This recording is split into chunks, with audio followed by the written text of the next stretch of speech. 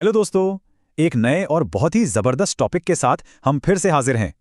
तो बिना किसी देरी के welcome to my channel skill up ITI. कैसे हैं आप लोग? उम्मीद है अच्छे होंगे और कुछ नया सीखने के लिए एकदम तैयार होंगे। तो चलिए फटाफट शुरू करते हैं और देखते हैं कि आज पढ़ेंगे हम क्या। आइए इस एक्सप्लेनर की शुरुआत करते हैं। आज हम इस दिलचस्प विषय की गहराई में उतरेंगे कि कैसे बड़े लोग या कहें परिपक्व शिक्षार्थी बच्चों से बिल्कुल अलग तरीके से नई चीजें सीखते हैं। ये कोई आम बात नहीं है, बल्कि एक ऐसा विज्ञान है जो शिक्षा और ट्रेनिंग को देखने का नजरिया पूरी तरह बदल देता है। तो चलिए बिना किसी देरी के सीधे काम की बात पर आते हैं। सबसे पहले इन दो भारी भरकम लगने वाले शब्दों पेडागॉजी और एंड्रागॉजी के बीच का फर्क समझते हैं। दरअसल सारा खेल इन शब्दों के मूल अर्थ में छिपा है। पेडागॉजी का सीधा सा मतलब है बच्चों को पढ़ाना या उनका नेतृत्व करना। वहीं दूसरी ओर एंड्रागॉजी का मतलब है वयस्कों या बड़ों का नेतृत्व करना। सरल शब्दों में कहें तो बड़े लोगों को सीखने में मदद करने की कला और विज्ञान ही एंड्रागॉजी है। और यहीं से एक बहुत ही महत्वपूर्ण सवाल उठता है, आखिर पारंपरिक तरीके बड़े लोगों पर काम क्यों नहीं करते? जरा सोचिए, जब किसी परिपक्व व्यक्ति को एक बोरिंग से कॉर्पोरेट सेमिनार या उसी पुराने स्कूल वाले क्लासरूम में बैठा दिया जाता है, तो उनका ध्यान क्यों भटकने लगता है? उनकी दिलचस्पी क्यों खत्म हो जाती है? खैर, इसका जवाब पूरी तरह से वयस्कों के मनोविज्ञान में छिपा हुआ है। इस चर्चा में हम कुछ प्रमुख बिंदुओं पर गौर करेंगे। शुरुआत वयस्क अधिगम के एक छोटे से परिचय से होगी, फिर पेडागॉजी और एंड्रागॉजी की तुलना करेंगे। इसके बाद मैल्कम नोल्स की मूल धारणाएं और उनके सिद्धांत देखेंगे। सीखने को प्रभावित करने वाले कारकों पर बात करेंगे और अंत में लर्निंग प्लेटो यानी अधिगम में आने वाले पठार को समझेंगे। तो चलिए पहले भाग की ओर बढ़ते हैं। वयस्क अधिगम एक परिचय।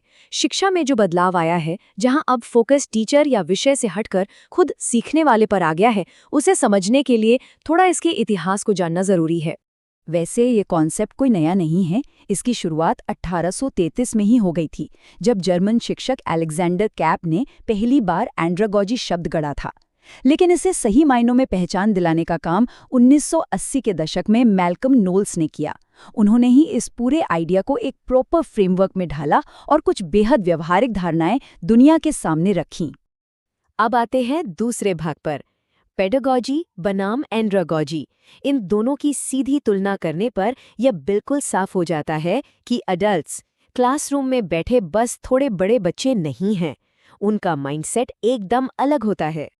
देखिए, पेडागॉजी पूरी तरह से टीचर पर निर्भर करती है।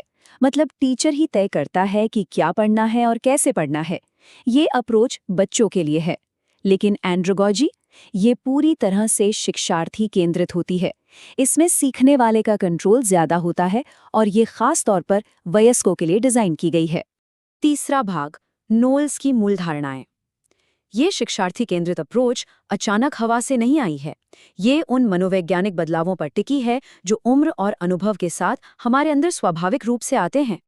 मैल्कम नोल्स ने ऐसी 5 कमाल की धारणाएं दी जो वयस्कों की मानसिकता को बिल्कुल सटीक रूप से पकड़ती हैं। उन्होंने देखा कि जैसे जैसे उम्र बढ़ती है, लोग खुद को निर्देशित करना पसंद करते हैं। उनके पास अनुभवों का एक बड़ा खजाना इकट्ठा हो जाता है जो सीखने में काम आता है। वे वही सीखना चाहते हैं जो उनकी वर्तमान सामाजिक भूमिकाओं से जुड़ा हो। इसके अलावा उनका ध्यान भविष्य की किसी बात पर नहीं, बल्कि आज की वास्तविक समस्याओं को सुलझाने पर होता है। और सबसे अहम बात, उन्हें सीखने के लिए किसी बाहरी इनाम की नहीं, बल्कि अपने अंदर की प्रेरणा यानी इंटरनल मोटिवेशन की जरूरत होती है। इन धारणाओं को समझने के बाद अब चौथे भाग पर चलते हैं, वयस्क अधिगम के सिद्धांत। आइए देखते हैं कि इन थियोरीज को असल जिंदगी के ट्रेनिंग सेशन में कैसे उतारा जाता है। नोल्स की थियोरीज पर आधारित ये विजुअल बहुत ही शानदार तरीके से दिखाता है कि कैसे विचार एकदम ठोस और व्यवहारिक शिक्षण विधियों में बदल जाते हैं।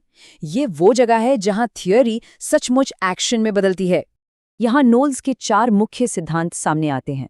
पहली बात, बड़े लोग तब सबसे बेहतर सीखते हैं जब उन्हें अपनी शिक्षा की प्लानिंग और इवैल्यूएशन में शामिल किया जाए। उन्हें अपनी आज़ादी चाहिए। दूसरा, उनके पुराने अनुभव और यहाँ तक कि उनकी गलतियाँ सीखने का एक बेहतरीन बेस बनती हैं। तीसरा, वो जो भी पढ़ रहे हैं उसका उनके काम या निजी जिंदगी से सीधा और तुरंत कनेक्शन होना चाहिए। और अंत में, उनकी शिक्षा सिर्फ सिलेबस रटने पर नहीं, बल्कि वास्तविक समस्याओं के समाधान पर आधारित होनी चाहिए। अब बढ़ते हैं 5वें भाग की ओर। अधिगम को प्रभावित करने वाले कारक।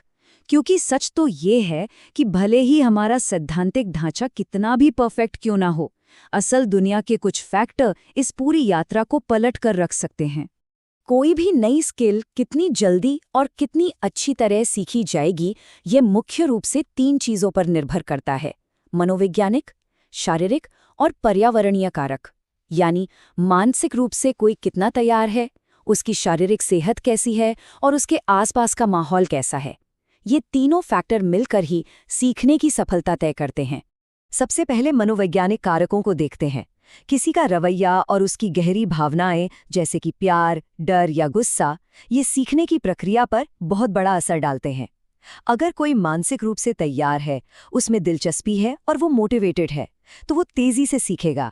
लेकिन अगर अंदर से ही हताशा या नेगेटिव फीलिंग है, तो समझ लीजिए कि सीखने की गति वहीं रुक जाएगी। और जब हम मनोवैज्ञानिक बाधाओं की बात करते हैं, तो फ्रस्ट्रेशन या हताशा का आना बिल्कुल आम बात है, खासकर तब जब लगता है कि चीज़ें कंट्रोल से बाहर हो रही हैं। तो इससे कैसे निपटें? इसका सबसे कारगर तरीका बहुत ही आसान है। समस्या से थोड़ी देर के लिए बिल्कुल कट जाना, एक गहरी सांस लेना और फिर एकदम शांत और लॉजिकल दिमाग के साथ वापस उस चुनौती पर लौटना। ये छोटी सी ट्रिक सच में बहुत असरदार है। इसके अलावा शारीरिक और आसपास के माहौल को भी अनदेखा नहीं किया जा सकता। बढ़ती उम्र, थकान या काम का बहुत मुश्किल होना, ये सब हमारे शरीर की क्षमता को रोकते हैं। और पर्यावरण, अगर आसपास बहुत शोर है, कमरे का तापमान सही नहीं है या रोशनी कम है, तो ये सब मिलकर सीखने के रास्ते में एक बहुत बड़ी दीवार खड़ी कर देते हैं। इसीलिए एक शांत और अनुकूल माहौल का होना बेहद जरूरी है। अब हम अपने आखिरी भाग पर पहुंच गए हैं, अधिगम में पठार। जब ये सारे फैक्टर एक साथ मिलते हैं, तो सीखने की प्रक्रिया में एक बहुत ही आम सी रुकावट आती है, जिसे समझना हर किसी के लिए जरूरी है। इस रुकावट या ठहराव को ही लर्निंग प्लेट्यू या सीखने का पठार कहते हैं। ये एक ऐसा फेज है जहां खूब मेहनत और लगातार प्रैक्टिस के बावजूद भी कुछ समय के लिए कोई प्रोग्रेस नहीं दिखती। ये थोड़ा परेशान करने वाला जरूर होता है, लेकिन सच मानिए, सीखने की प्रोसेस में इस ठहराव का आना एकदम नॉर्मल बात है। इस प्राकृतिक ठहराव को समझ लेना ही हमारी पूरी अप्रोच को बदल देता है। और यहीं से एक बहुत ही गहरा सवाल पैदा होता है, एक शिक्षक या ट्रेनर के तौर पर ऐसे अनुभव कैसे डिज़ाइन किए जाएं जो अडल्ट लर्नर्स को बिना डीमोटिवेट हुए इन पठारों को पार करने में मदद करें। ये सोचने वाली बातें हैं ना? इसी सवाल के साथ हम इस एक्सप्लेनेटर को यहीं रोकते हैं। इन सिद्धांतों पर विचार करें और सोचें कि इन्हें असल दुनिया में कैसे लागू किया जा सकता है।